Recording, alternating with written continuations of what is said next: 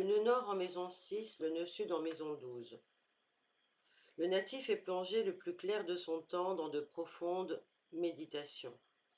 Il aime qu'on le laisse seul de façon à ce que, sans risque d'être interrompu, il puisse laisser ses réflexions s'imprégner lentement des souvenirs karmiques de toutes ses vies antérieures. Ce n'est pas qu'il fuit la compagnie ou même qu'il est conscient de ce qu'il essaye de faire. Le fait est qu'il vit dans de telles profondeurs qu'il oublie totalement tout ce à quoi il pense. Il se perd en lui-même en fait. Il a au départ une raison objective et consciente de s'intérioriser, pareillement. Mais il finit toujours par atteindre un point où toute logique lui échappe.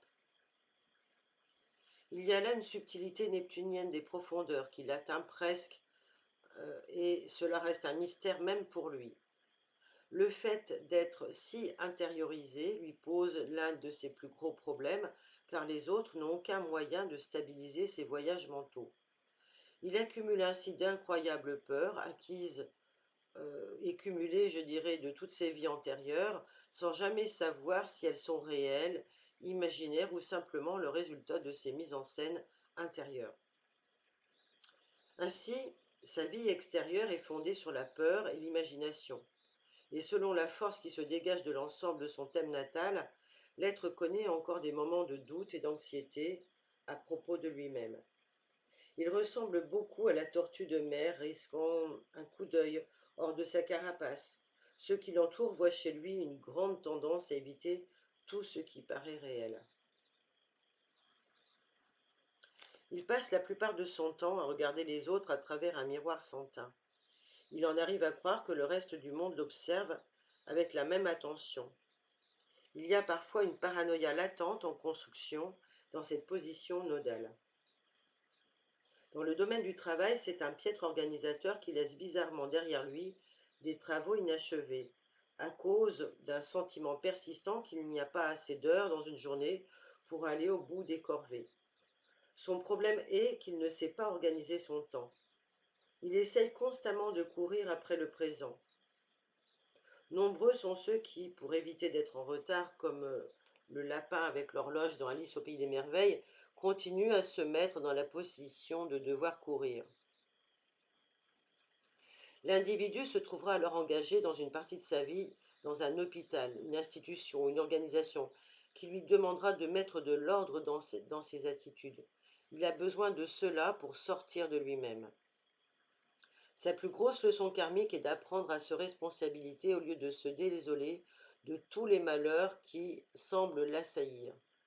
Plus que dans une autre position nodale, l'individu a tendance à pleurer à la plus légère blessure réelle ou imaginaire.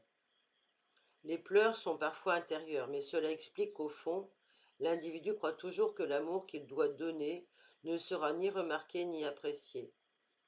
Cette manière de voir les choses fait qu'il devient le créateur de ses propres ténèbres et malheurs qui essaye d'en sortir, mais il se servira du prétexte pour exprimer une douleur, une peur ou un problème passé dont il n'a jamais encore parlé. Il est en fait un puits de tourments sans fond et ce qui l'amène parfois donc à manquer de foi profonde dans l'issue des événements. Il doit donc travailler à construire la confiance en sa force pour pouvoir sortir de sa coquille.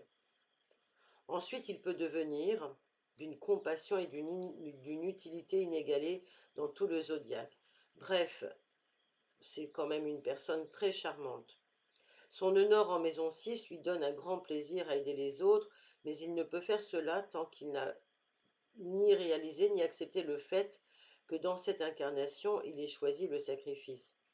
Il doit apprendre à organiser ses pensées, son travail et son alimentation, car c'est un guérisseur né, capable de défier les limites de la médecine traditionnelle avec ses méthodes très mystiques et personnelles de soigner les gens. Mais un talent n'en est pas un tant qu'il n'est pas développé. Donc un individu n'est pas plus que ce qu'il pense être, et il lui faudra finalement se rendre compte que ce don le plus précieux est la foi. Cependant, il devra travailler longtemps et durement avant d'en prendre conscience. Il passera clairement une partie de sa vie à soigner ou surmonter une maladie physique ou mentale chez lui ou quelqu'un de proche de lui. Sa croissance est rendue possible dès le moment où il réalise qu'une maladie n'est rien de plus qu'une disharmonie dans le corps, qui vient refléter quelques désordres psychiques. Une voix à l'intérieur de lui essaye constamment de lui rappeler, et il doit apprendre à ne pas laisser ses peurs passées entraver la voie qui s'ouvre maintenant à lui. Beaucoup de personnes possédant ces nœuds font l'expérience de maladies qui miraculeusement disparaissent au grand étonnement des médecins, dentistes et autres praticiens du corps médical. Par cette leçon karmique, ils doivent apprendre la raison la plus haute pour laquelle la maladie, une fois comprise, disparaît. La foi est dans la guérison. Devenus conscients de leur pouvoir, ils peuvent être de véritables dynamos. C'est en se construisant un courant de pensée plus positif que l'individu apprend automatiquement à ne pas critiquer les autres pour le manque de perfection qu'il voit en eux.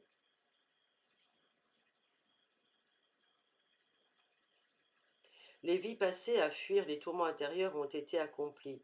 L'individu doit maintenant réaliser que la plus grande partie de sa négativité intérieure n'est pas liée à cette vie, qu'elle n'existe qu'à cause d'un flot de pensées continuelles à propos d'un passé révolu.